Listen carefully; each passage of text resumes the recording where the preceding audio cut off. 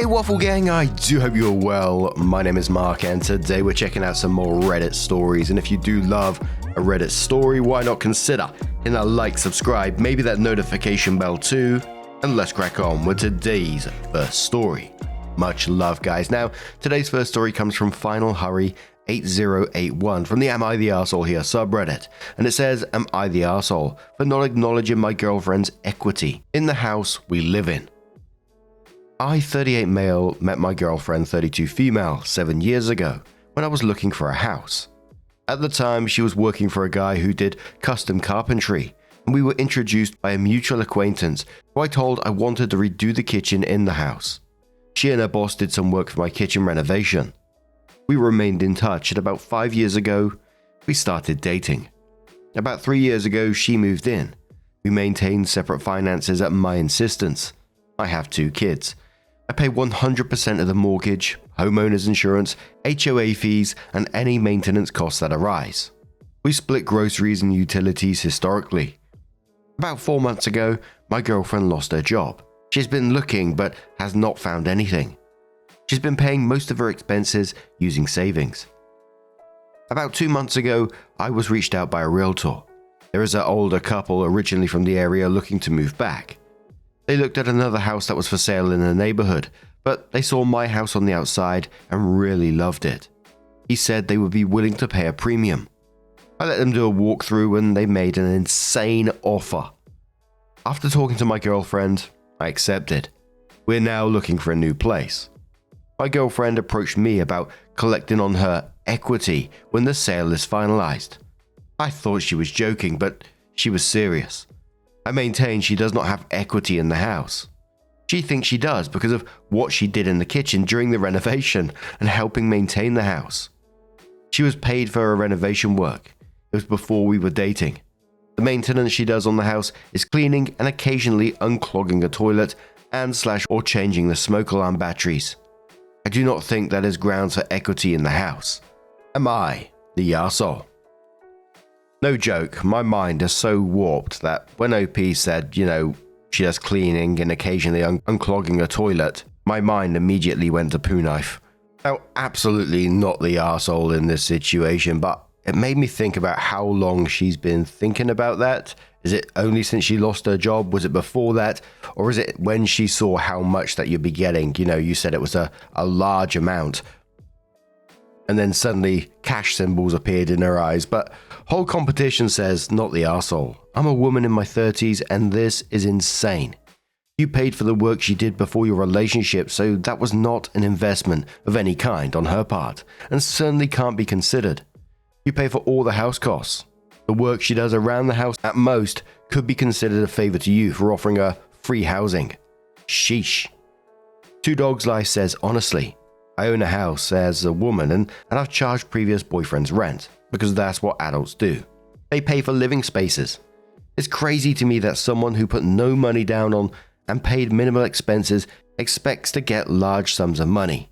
Girlfriend had all those years of not paying rent. She should have been banking some serious cash. Then she wouldn't ask for handouts. Any equity is OP's, maybe his kids.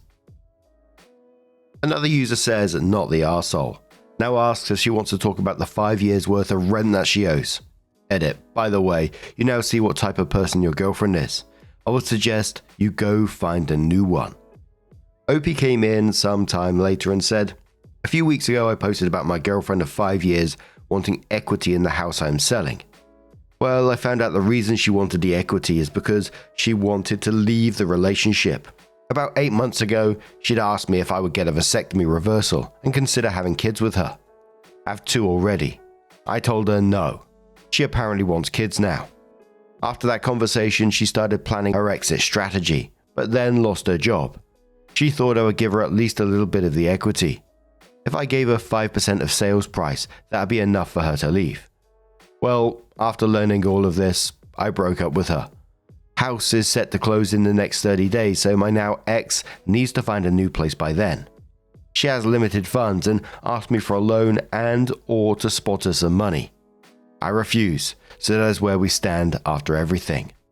Snordka's board says, I love that name, glad you got your answers. Now, this can be a real fresh start in a new house without any of it reminding you of your ex. Sweet Honey Pie says she wanted equity in the house but ended up with a no equity relationship. She's trying to cash in on the wrong investment. Not Sam says no. She was trying to Hail Mary to scam some cash from OP before she moved on. The bloody cheeky so-and-so asking for a loan after that she just told him that she was planning to get out after she got her 5% of the house she'd be leaving, but then turns around and said, oh, well, seeing as this is not happening now, could you just give us a loan or spot me some money? Bloody hell. But what do you guys make of this situation? Let us know your thoughts down in the comments below. And let's move on to another story. Now, our next story comes from Basic Grapefruit 4826, and it says, am I the arsehole for not going to my coworker's birthday party? Throwaway for privacy. So I, 24 female, work at a high school with my coworkers. Carrie, 29 female, Leslie, 26 female, and Marissa, 30 female. All of us get along well. We eat lunch together every day and go out for drinks to de-stress from work. Lol. Leslie and Marissa are a lot closer to Carrie than I am for context. 2 weeks ago, Carrie made a group chat with our co-workers for her 29th birthday party, but I wasn't included. I didn't know until Leslie asked me what present I was buying for Carrie. When I told Leslie that I didn't know about the party, she asked me if I was arguing with Carrie. Honestly, I wasn't mad about not being invited. Me and Carrie aren't that close, and she can choose whoever she wants as a birthday guest. Leslie told me the date and place of Carrie's party, but I didn't plan to go because I don't want to be rude and come uninvited. Last Saturday was Carrie's birthday. I sent her a happy birthday message and I hope that she enjoys her day. Carrie said thank you and we had a small conversation about her plans. I didn't get an invite from her, so I decided to stay home. On Sunday, I got some text message from Marissa that went like this. Marissa said, hey, why didn't you go to Carrie's birthday party last night? I said, oh, I'm not in a group chat, so I thought I wasn't invited. Marissa said, didn't Leslie tell you where it was? You could have shown up. I said, yeah, but Carrie didn't invite me. I don't want to be rude by coming without her knowing. Marissa says, but we're still co-worker besties. You should have asked Carrie if you could go. I said, if Carrie wanted me at her birthday, she would have told me. We talked yesterday morning. Convo ended there. Today's now Friday, 5 days since then, and the three of them completely avoid me. We used to eat lunch together in the staff lounge, but now they eat in Carrie's classroom. And whenever I pass one of them during the morning duty, they just stare and ignore. The past few days were really rough, and I've cried during my lunches because they were my support system since I started teaching. I genuinely thought we were friends, but now I'm just rethinking about everything. Am I the arsehole for not going? What the hell is that kind of logic from these people? You are absolutely right. If I wasn't invited to a party, I wouldn't just randomly turn up. Even if people around her did hint that I should go, there's no way I would just turn up without the host's invite. That's just wild. And I found it a bit ironic that their teachers were the way that they were acting towards the end there. Forming up in little groups, eating, having separate lunches from you and making you feel like shit. I think it's usually called in these stories mean girl behavior, but a commenter said to OP, honestly, you should talk to Carrie about this. Let her nip it in the bud. I'm sure she won't be happy. They're trying to force someone she didn't invite to go to a party. OP says yes, I've been trying to reach out to Carrie through text and visiting her during her off period, but she's given me the cold shoulder too. I don't know why things changed after 2 years. Commenter says there's a saying, your work friends are just that. Work friends and not outside of work. Keep your distance from work buddies in the future. Friendly is okay, but don't let your guard down. These gals sound like mean girls from high school that didn't mature. OP says, that's true. I guess it's hard for me to separate work from personal life because teaching literally takes up everything. I've known them for 2 years and we really did get along well, but I guess things can change. Commenter says you weren't invited so you didn't go, and even if you were invited, that doesn't make you an arsehole. Be careful though. I think someone is stirring the pot here, and I don't think it's OP. Not the arsehole. OP says thanks for the insight. I'm really hoping that no one's trying to stir the pot because I hate workplace drama, but I'm probably going to cut ties with my coworkers for how they are treating me. It just really sucks right now. So OP comes in with her update and says, gonna use the top comment to give you all an update. Earlier today, I sent a message to both Leslie and Marissa telling them how I felt. Leslie left me on red. Marissa sent me this text in verbatim. Okay, is that how you feel? After everything I did to help you when you were struggling. Don't talk to me at work. Later, Carrie asked me if she can call me. According to her, Leslie texted the group chat that I was going, even though I wasn't invited. So Carrie reserved a spot for me at her birthday dinner. When I didn't show up, Carrie took it as me ghosting her. She was upset and told everyone else what happened, hence the silent treatment. I told her that I never got an invite and our previous conversation didn't imply that I was attending. We kept talking for a bit and in the end, Carrie needed some time to think about the situation. Will I continue being friends with them? No, I'll be cordial but keeping it strictly work related. I'll have to find some better friends. Again, I find it wild that these are teachers and they're acting in this school bullying way. It's just sad, isn't it? But what do you guys make of this situation? Let us know your thoughts down in the comments below, and let's move on to another story. Now, our next story comes from AdAmbitious2537 from the True Off My Chest subreddit, and it says, I bought my sister's wedding dress. My sister got married 4 years ago. She had a beautiful wedding dress made by a tailor she loved. Some months ago, she told us she'd put it on a second-hand website to sell it because she and her husband could use the money. I knew it obviously had a huge sentimental value. She was even planning on having it shortened so that she could wear it again for their anniversary. She was selling it reluctantly. I could see the tears in her eyes when she told us. What she doesn't know is I created an account on the website and bought it anonymously. I had a bonus last month and couldn't see a better way to spend the money. I plan on taking it to a tailor who made the dress, order the changes she wanted. Thankfully, we're the same size and I wanted to gift it back to her for their anniversary in a few months. I love my sister and I hope it makes her happy. Edit to add, some people are suggesting I don't make any changes to the dress. Thank you for your concern.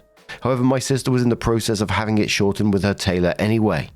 But my brother-in-law had to stop working for a few months due to his health and money started getting a bit tight. That's why she had to sell it. She could no longer keep it and absolutely not pay for the changes. I've arranged with her tailor to resume the project, as per my sister's wishes, before she had to sell the dress. A commenter says, save the fabric that you're cutting off. Opie says, of course, I was planning on crafting a bag or another accessory to go with it. I haven't decided yet. Commenter 2 says, won't she notice the shipping addresses to you, spoiling the surprise? Opie says, I had it sent to a friend's location. Another commenter says, you're a good sibling. Another says, so very sweet. You're lucky to have each other. And I think the comments pretty much just said it all there, but OP came in with her update 4 months later and says, first of all, I wanted to thank everyone who commented. Your kind words really warmed my heart. Many of you asked for an update, so here it is. English is not my first language, so bear with me. A few weeks ago, we celebrated my sister's and brother-in-law's 4-year anniversary, but also the birthday of my nephew, who is now 1 year old. So the tailor did a wonderful job with my sister's wedding dress. Once the finishing touches were added, I put it in a beautiful box with a ribbon. The day before the celebration, I gifted it to her as an early anniversary present. She was surprised that I wouldn't wait till the next day. When she opened it, it started me off already. Bloody onion ninjas! Oh my god, I can't describe the face that she made. She recognized it instantly since we shortened it but left it otherwise unchanged. She had tears in her eyes as she unwrapped the paper. When she fully took it out of the box, she gasped when she realized it was shorter. Told me it was her dream to have it shortened. I said it was all thanks to her tailor. I explained to her that I had bought the dress with an account that had one of my friends' names, and then sent it to their place so she wouldn't suspect a thing. I could tell she felt torn between wanting to say it was too much of a present and just being grateful she got to keep her wedding dress. She hugged me and we cried a bit together. She really loved the changes and the dress fits like a glove. I put a picture of her in her dress in the comments. Some context on the picture. Where I live, there's a tradition. At your wedding, your guests put things in a box. Bottles of wine, photos, memories, and the bride and groom bury the box in their garden. The box is excavated when their first child is born. So that's what they did. That's what they're doing in the picture. I thought it was fun to include. P.S. as someone suggested, I kept some of the fabric from my sister's dress to make a christening blanket for my nephew. We kept the rest and I'll craft my sister an accessory of her choosing. She hasn't decided yet. So that's it, folks. Thank you again for your kindness, and I wish you all the best. And then OP shared the picture of sister in a wedding dress, and it looks like husband, and they're digging up that box, which sounds like a lovely tradition in itself. But what an absolutely lovely thing to do, and such a refreshing change from what we see in these stories. You initially see the title saying, I bought my sister's wedding dress, and you think, oh shit, here we go. Oh, dearie me, this one had me in tears when picturing that scene with you two together and gifting her that present, and I can't imagine how that felt. But what do you guys make of this situation? Let us know your thoughts down in the comments below, and let's move on to another story.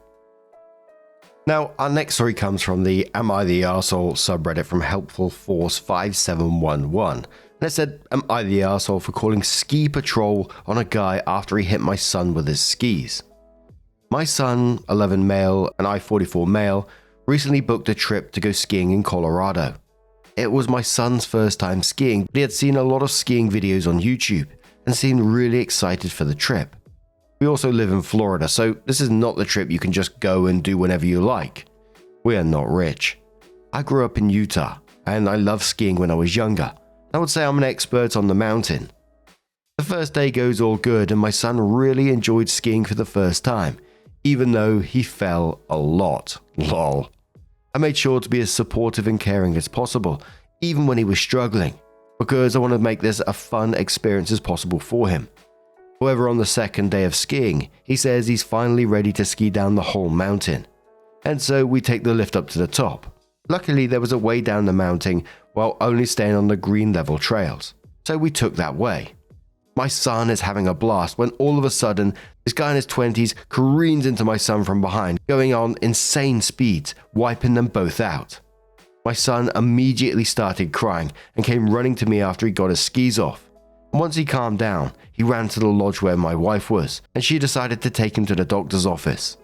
I immediately confront the guy for being so reckless, and he simply says that I should have been paying better attention to my kid, and then he rode off. That was the final straw for me, and I called the ski patrol number in the app and told the guy the situation and what the skier was wearing, and they told me they would find him and kick him out. Later on, I saw him getting escorted out of the park by 2 ski patrol officers, and when he saw me, he immediately started cursing me out and calling me a horrible dad. I tried to ignore it, but now I'm second guessing myself if I overreacted. So, am I the arsehole? Now, I don't really know the laws of the hills. I think I heard once somewhere before that, it's up to the person who's coming down to watch for people and avoid danger and, be sensible basically. And I've never been skiing on a real slope. A couple, maybe 4 or so years back now actually, I went to like a fake snow inside place to learn to snowboard. It was a couple of days intensive course, and let me tell you, holy shit, snowboarding is hard. I thought it'd be really easy, but the way you have to lean your whole body, I couldn't get it. I absolutely destroyed my arse bone by the end of it. Arse bone? What did I say that for? Coccyx, I mean. And absolutely not the arsehole to me in this situation, assuming I'm not ignorant to some sort of rule out there. You did the right thing to report him, not only for yourself, but everyone else around him. It's one thing if he crashed and was really apologetic, trying to look out for your kid, etc., but he didn't really give a shit, so his reckless behavior was going to continue to happen. But Crimson Knight says, not the arsehole. Green trails are specifically beginner friendly. Anyone who knows slopes would know that the path will be filled with kids and people still unsteady on their skis. I've never even been on the slopes, and I know that. He definitely needed to be more mindful, and should have had the decency to at least apologize for potentially seriously injuring a kid. The authorities at the lodge knew he was reckless and dangerous, which is why they escorted him out. He shouldn't be there if he's going to endanger other guests, especially kids. They don't need a skiing lawsuit in the making on the grounds. Hope your son is okay, and that this doesn't turn him off skiing. You're a good parent. Smooth Brain Lizard replies to that saying, literally none of that matters. One of the first rules of the mountain is watch what is in front of you, and that the person in front always has the right of way. Doesn't matter if you're on the kiddie slope or a double black. Another commenter says not the arsehole. As a ski patroller, the law is that the uphill skier is responsible for avoiding people, to maintain safe speeds and to remain in control. An accident on the hill has legal recourse, and they were actively breaking the law. This law is posted all on your mountain passes, and you agree to adhere to it when you're on the mountain. It is also the responsibility of the downhill skier to check uphill when merging or beginning their path, but this doesn't seem like the case from the description of the accident. That's what I absolutely love about Reddit, second comment in, and we're getting a ski patroller straight away giving us the information. I think it was just on Reddit the other day that I saw a video of like a situation almost like this happening. There was a kid who had stopped in the middle of the hill and the dad was filming him, and he was taking like a couple of steps to his right, and just as he did it, this guy comes flying past him. I mean literally flying. There was no way this dude would have been able to stop him if he wanted to. He was like properly tucked up and was just zooming down straight. And as he went past, I think he caught like the kid's fingers or something, and the kid was crying. It's just like, that's wild. But what about you guys? Have you ever found yourself in a similar situation? Any of you skiers or snowboarders out there? Let us know your thoughts down in the comments below. Now, just a huge thank you for being here today, getting involved in the stories, your love, your support, your time. It always means the absolute world to me. So thank you so much. And hopefully I'll see you in the next one. Take care and much love.